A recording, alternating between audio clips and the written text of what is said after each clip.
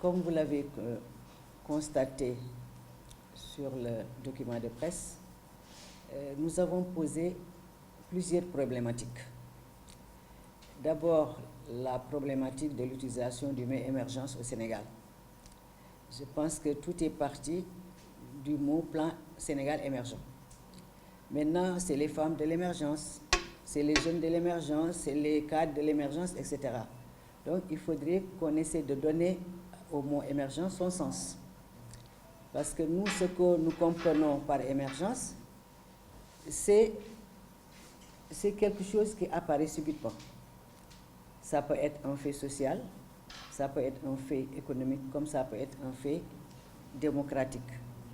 Et lorsqu'on parle de pays émergents, ce sont les pays qui ont émergé, qui ont assuré leur croissance. Je peux citer je peux citer Dubaï. Dubaï, il y a 20 ans, Dubaï est un pays très pauvre, il n'y avait rien à Dubaï. Donc, ils ont assuré leur croissance en 20 ans. Donc, on peut parler de pays émergents. Et le président de la République, en prenant le plan émergent, c'est sur une durée de 2035. Donc, ce n'est pas maintenant l'émergence du Sénégal. Le Sénégal n'est pas dans un statut de pays émergent, alors on parle d'émergence un peu à tort et à travers. Qu'est-ce qu'on remarque?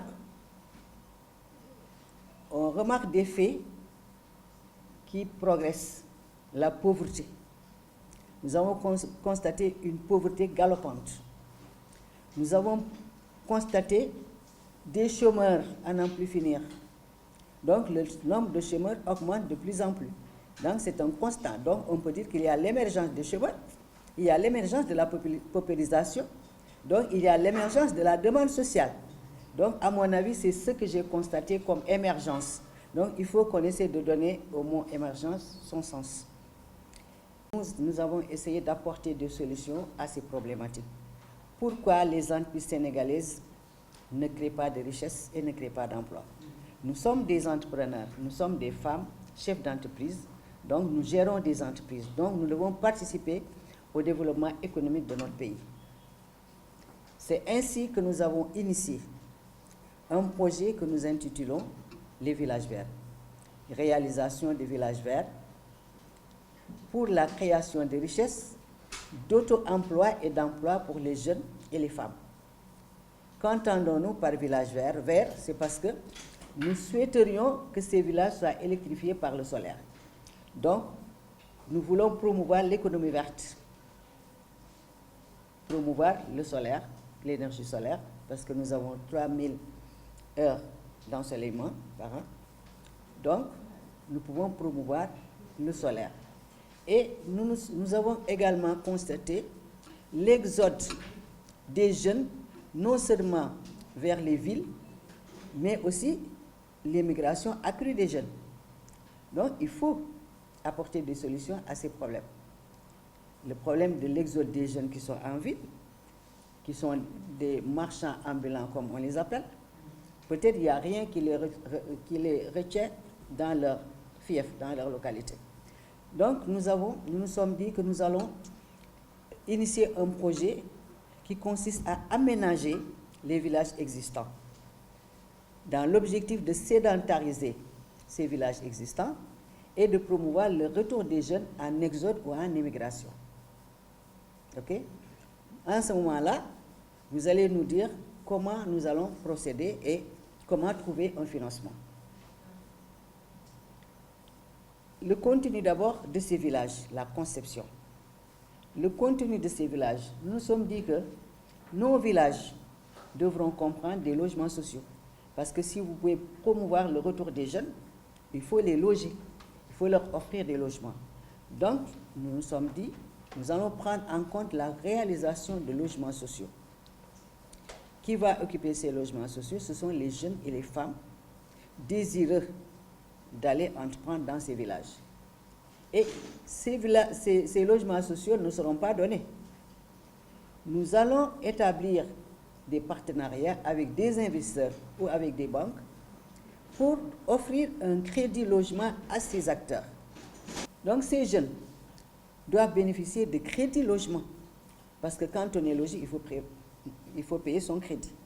Et ces jeunes, une fois installés dans les villages, comment vont-ils rembourser leur crédit?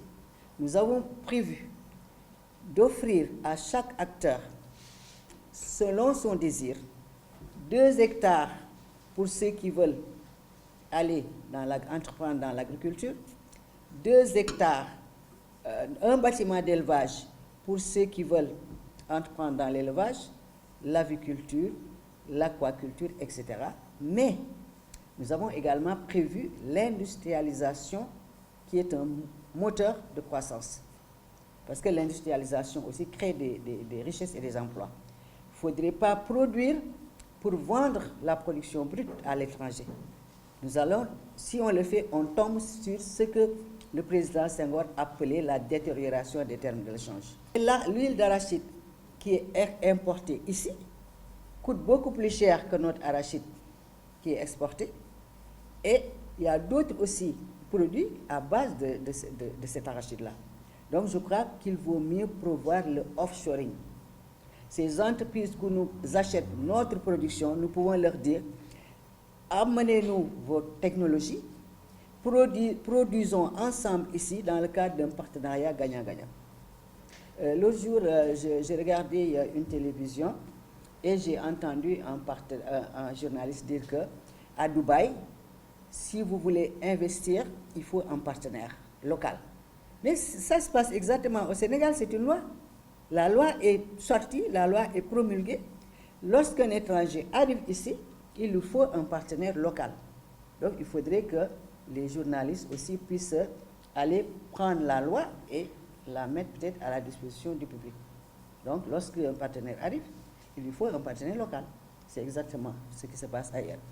Donc nous avons prévu l'industrialisation des productions, tous les produits qui seront à la disposition de nos villages. Nous n'avons pas laissé en rade l'artisanat. Dans ces villages, nous avons prévu de former des acteurs dans la production d'équipements agricoles. Et ils vont être appelés des ouvriers agricoles. Parce que tous les équipements agricoles peuvent être produits ici, fabriqués ici.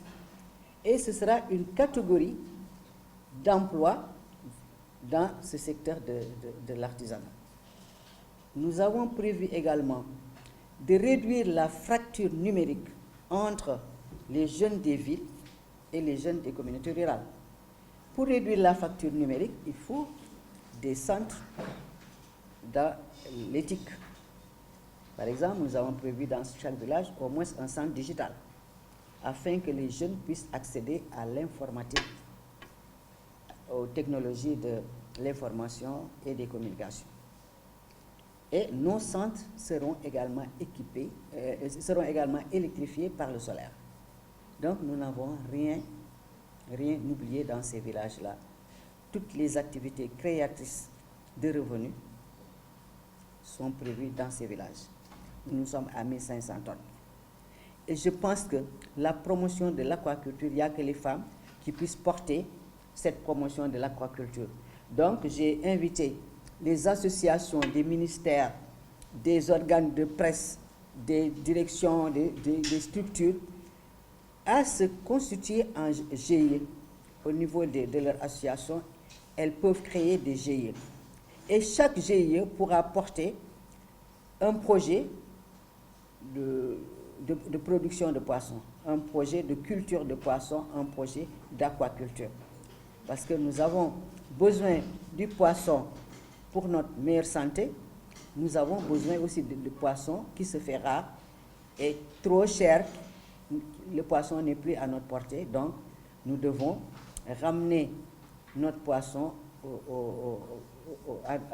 à notre niveau de prix afin que le panier de la ménagère puisse être ravitaillé en poisson.